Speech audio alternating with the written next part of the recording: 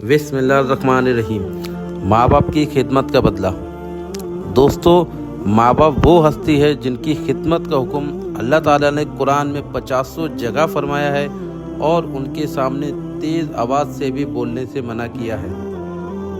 میرے پیارے دوستو، حدیث میں ایک واقعہ لکھا ہے، حضور صلی اللہ تعالیٰ علیہ وسلم نے ایک بار حضرت عمر رضی اللہ تعالیٰ عنہ سے کہا کہ اے عمر، تمہارے خلیفہ بننے کے زمانے میں ایک ایسا شخص آئے گا جس کا نام عبیس بن عامر ہوگا اور اس کے قبیلے کا نام مراد ہوگا اور اس کی شاخ ہوگی کرن۔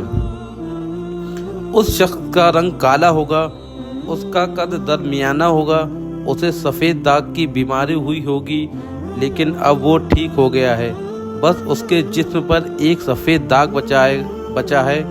جب وہ آئے گا تو اے عمر اے علی، تم بھی اس سے دعا کروانا۔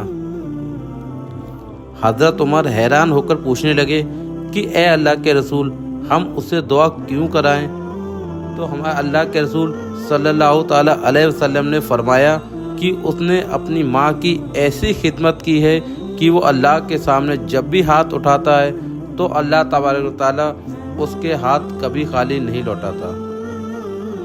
میرے پیارے دوستو، زمانہ گزرتا گیا، حضور صلی اللہ تعالیٰ علیہ وسلم کی وفات ہو گئی، پھر حضرت ابو بکر کے بعد حضرت عمر خلیفہ بنے، تو حضرت عمر رضی اللہ تعالیٰ عنہ ہر سال اویس کرنی کو ڈھونڈتے لیکن ان کا کچھ بھی پتہ نہ ملتا۔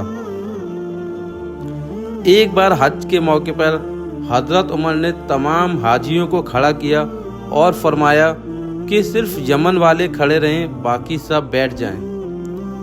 تو صرف یمن والے کھڑے رہے اور باقی سارے لوگ بیٹھ گئے۔ پھر حضرت عمر نے فرمایا کہ یمن والوں میں صرف مراد والے ہی کھڑے رہیں اور باقی سب بیٹھ جائیں۔ تو پھر صرف مراد والے کھڑے رہے اور باقی سب بیٹھ گئے۔ پھر حضرت عمر نے فرمایا کہ ہاں بھائی، سارے مراد والے بھی بیٹھ جاؤ اور صرف مراد کی ایک شاخ کرن والے کھڑے رہو۔ تو سارے مراد والے بیٹھ گئے اور صرف ایک آدمی کھڑا رہا۔ حضرت عمر رضی اللہ تعالیٰ عنہ نے ان سے پوچھا کہ اے بھائی، تم کرنی ہو؟ تو اس نے کہا جی امیر المومنین۔ حضرت عمر نے فرمایا کیا تم اویس کرنی کو جانتے ہو؟ تو اس نے کہا جی ہاں، میرا بھتیجا ہے لیکن وہ ایک پاگل سا انسان ہے، آپ اس کے بارے میں کیوں پوچھ رہے ہو؟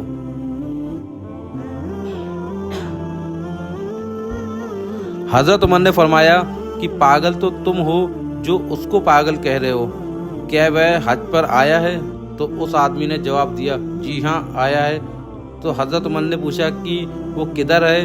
تو اس آدمی نے فرمایا کہ وہ ہمارے اونٹ چرانے جنگل کی طرف گیا ہوا ہے۔ یہ سن کر حضرت عمر نے حضرت علی کو اپنے ساتھ لیا اور جنگل کی طرف دوڑ لگا دی، اور جنگل میں جا کر دیکھا کہ اسی رنگ و حلیے کا انسان، جیسا کہ اللہ کے رسول صلی اللہ تعالیٰ علیہ وسلم نے بتایا تھا کہ ایک ببول کے پیڑ کے نیچے نماز پڑھ رہا ہے اور اس کے سارے اونٹ اس کے آس پاس ہی چل رہے ہیں۔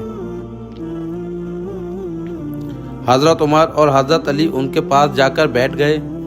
حضرت اویس کرنی کو پتہ چل گیا کہ کوئی میرے پاس آ کر بیٹھا ہے اور شاید میرا انتظار کر رہا ہے، اس لیے اویس کرنی نے جلدی سے سلام پھیرا اور پیچھے مڑ کر ان دونوں حضرات سے پوچھا کہ آپ کو کیا کام ہے؟ حضرت عمر نے پوچھا کہ تم کون ہو؟ تو اویس کرنی نے جواب دیا کہ میں ایک مزدور ہوں۔ حضرت عمر نے پھر پوچھا کہ تیرا کیا نام ہے؟ اویس کرنی نے جواب دیا کہ اللہ کا بندہ۔ حضرت عمر نے کہا کہ اے بھائی، ہم سب اللہ کے ہی بندے ہیں، تم مجھے اپنا وہ نام بتاؤ جو تمہاری ماں نے رکھا ہے۔ یہ سن کر حضرت اویس کرنی کہنے لگے کہ میرا نام اویس کرنی ہے، لیکن تمہیں اس سے کیا مطلب؟ تم جاؤ اپنا کام کرو۔ یہ سن کر حضرت علی فرمانے لگے کہ اللہ کے بندے، کیا تم ان کو نہیں پہچانتے؟ یہ امیر المومنین حضرت عمر بن خطاب ہیں اور میں علی بن ابی طالب ہوں۔ یہ سن کر اویس کرنی سہم گئے اور ڈرتے ڈرتے کہنے لگے کہ میں معافی چاہتا ہوں، اے امیر المومنین، میں آپ کو پہچانتا نہیں تھا، میں اویس کرنی ہوں۔ اس کے بعد حضرت عمر نے کہا کہ اویس کرنی تم ہاتھ اٹھاؤ اور ہم دونوں کے لیے دعا کرو۔ یہ سن کر حضرت اویس کرنی رونے لگے اور کہنے لگے کیا میں آپ کے لیے دعا کروں؟ میں تو آپ کے پیروں کے برابر بھی نہیں۔ حضرت عمر نے کہا کہ اے اویس، میرے نبی نے فرمایا تھا کہ عمر تیرے زمانے میں ایک آدمی آئے گا، اس کا نام اویس کرنی ہوگا، تم دونوں اس سے دعا کروانا۔ پھر حضرت اویس نے ان دونوں حضرات کے لیے دعا فرمائی۔ میرے پیارے دوستو، یہ ہوتا ہے ماں باپ کی خدمت کرنے کا بدلہ۔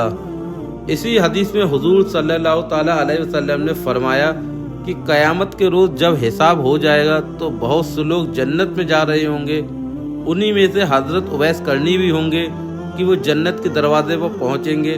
تبھی اللہ کی طرف سے حکم ہوگا کہ اویس کرنی کو یہیں پر روک لو اور باقی سارے لوگوں کو جنت میں جانے دو۔